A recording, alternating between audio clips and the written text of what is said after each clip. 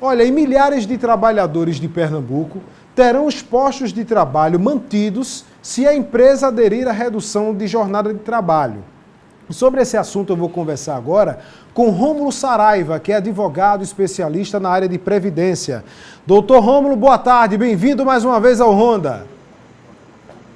Boa tarde, Moab, boa tarde, telespectadores da Tribuna e do Ronda, é um prazer falar com vocês. Doutor Rômulo, quais são os prazos para a validade dessas medidas? Olha, a notícia é fresca, Moab. Ontem foi editada duas medidas provisórias, a 1045 e a 1046, que já começa a surtir efeitos, né, a partir de hoje especificamente, com a durabilidade de 120 dias, podendo ser prorrogada, a exemplo do que aconteceu ano passado, que tinha a mesma previsão inicial de 4 meses e terminou durando 9 meses. Essa prorrogação vai depender do governo, programação financeira, a própria vacinação e a pandemia. E as medidas elas vêm com um pouco de atraso, porque muitas empresas que estavam aguardando essa notícia de que o governo vai instituir esse programa de manutenção em renda, terminaram sucumbindo no período de janeiro a março, em função de não ter tido o fôlego financeiro necessário. De toda forma, as empresas que resolverem aderir, vai haver uma regulamentação específica dessa medida provisória, a exemplo do que aconteceu ano passado, para que o serviço de contabilidade comece a se pronunciar e se habilitar, fazendo a adesão das empresas interessadas em receber esse subsídio governamental, que vai consistir em colocar o empregado com um contrato de trabalho suspenso, que é a hipótese justamente dele ficar em casa, empresas que encerraram, né, ou que estão com atividade econômica comprometida totalmente ou parcialmente, podem se valer dessa suspensão do contrato de trabalho. E a outra possibilidade é reduzir a jornada e o salário nos mesmos parâmetros da vez passada, do ano passado, 25%, 50%, 70% em relação à perspectiva do salário e da jornada. Muito bem. Doutor Rômulo, quando é que esse acordo começa a valer? Já há alguma previsão, sinalização pelo Ministério, inclusive, da Economia, para que o presidente da República, Jair Bolsonaro, já passe a assinar essa medida para determinar que os trabalhadores comecem a receber? E a partir da assinatura da medida, começa-se de forma automática, se leva um prazo, como é que é? Olha, Moab, havia uma questão prática que, de certa forma, justificou essa demora de só ter saído agora no final de abril, que era a discussão dentro do Congresso Nacional sobre o orçamento financeiro de 2021. O orçamento de guerra foi aprovado semana passada, a Lei de Diretrizes Orçamentárias, também com um retardo significativo, e com isso, depois que foi resolvida a questão do orçamento, foi que foi disponibilizada a questão do Programa Manutenção e Emprego. Então agora as coisas vão ser mais rápidas. A medida provisória foi assinada, precisa ser convertida no Congresso Nacional, mas antes que aconteça o debate dentro do Congresso Nacional, ela já começa a surtir efeito. Agora, não são todos os empregados que necessariamente vão poder receber dinheiro do governo, porque pode ter alguma empresa que não esteja querendo aderir ao programa do Programa de Manutenção em Renda e pagar o seu funcionário diretamente, sem precisar ter acesso a esse subsídio do governo. Agora, para os empregadores que estão precisando dessa ajuda financeira e colocar o empregado para receber essa cota do governo, aí o empregador precisa de um prazo de 48 horas de antecedência, comunica o empregado de que ele vai ou entrar na suspensão do contrato ou reduzir a jornada, e a partir daí ele vai poder efetivamente surtir os efeitos. Isso o prazo do empregador com o empregado. O prazo do empregador tem vários prazos próprios que ainda são objeto de uma regulamentação mais específica, para que o empregador, querendo fazer isso, ele se habilite dentro desse programa para o governo começar a pagar. Muito bem. E como é que uma empresa deve se habilitar para poder participar desse benefício e contemplar os funcionários com esse benefício? Em relação ao ano passado, algumas aderiram, né? Em relação a esse ano, os requisitos são os mesmos? São. Tiveram pequenas mudanças e sutis em relação a edição do programa de 2020 com o de 2021.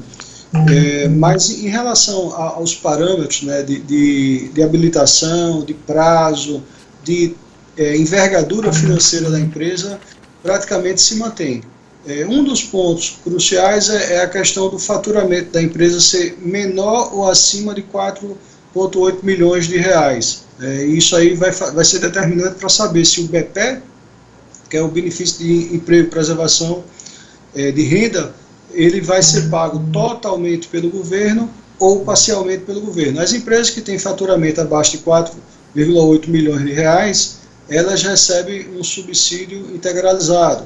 As empresas que têm um faturamento acima de 4,8 milhões de reais, elas têm um subsídio parcial. O governo paga um pedaço das despesas da folha de pessoal e o empregador paga outro pedaço.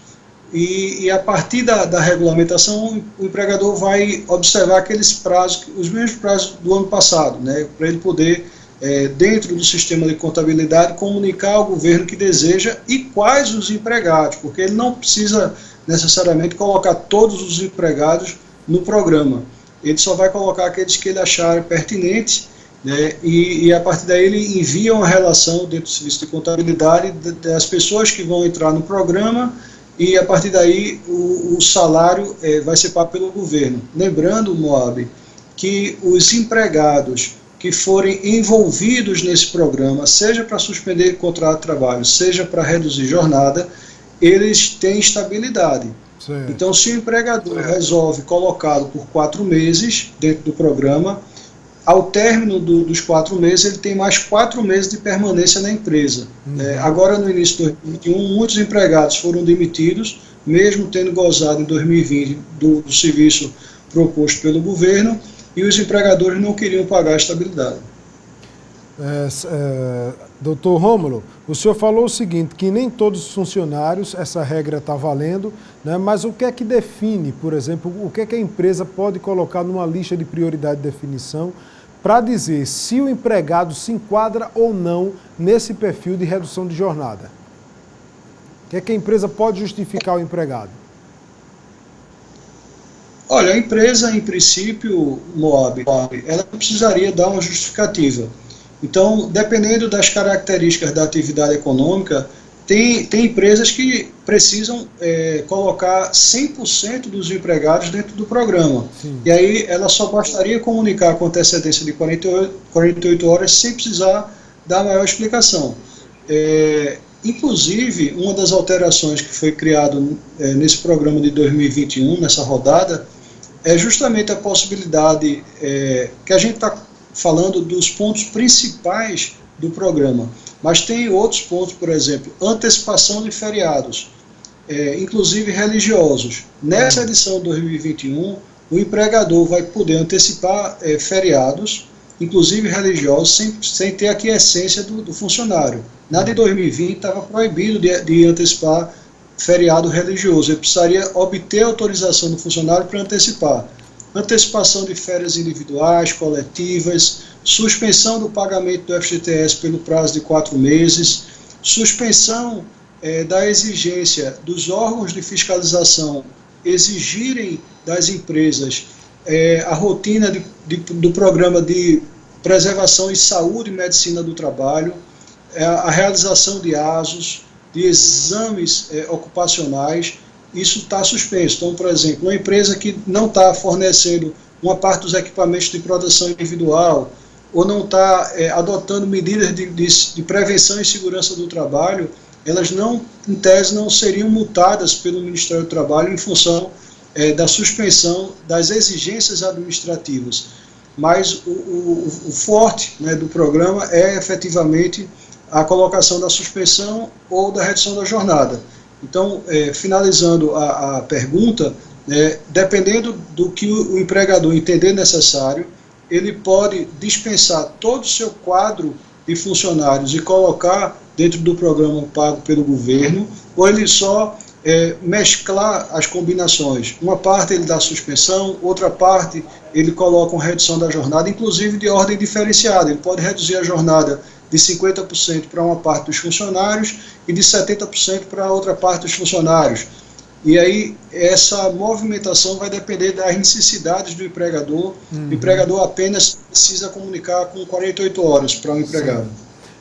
Doutor Rômulo, uma última pergunta. Trabalhadores domésticos intermitentes também têm direito à redução de jornada? Os domésticos, sim. Os intermitentes, dependendo se for um contrato formalizado, sim. Se não for, ele não estaria envolvido. Certo. Assim como também não está abrangido pelo programa de manutenção, emprego e renda, os entes da administração pública direta, sim, as indiretas e as organizações internacionais. Então, por exemplo, empresas públicas, sociedade de economia mista, bancos públicos, né, estatais, essas daí não vão poder se beneficiar. O programa é específico para o universo de seletistas, né? E aí, se tiver a carteira assinada, em tese pode participar, inclusive o empregado doméstico. Muito bem. Doutor Rômulo Saraiva, muito obrigado, viu, pela colaboração aqui com o Roda Geral. Saúde e até a próxima. Agradeço a oportunidade, boa tarde a todos. Conversamos com Rômulo Saraiva, advogado especialista na área de Previdência.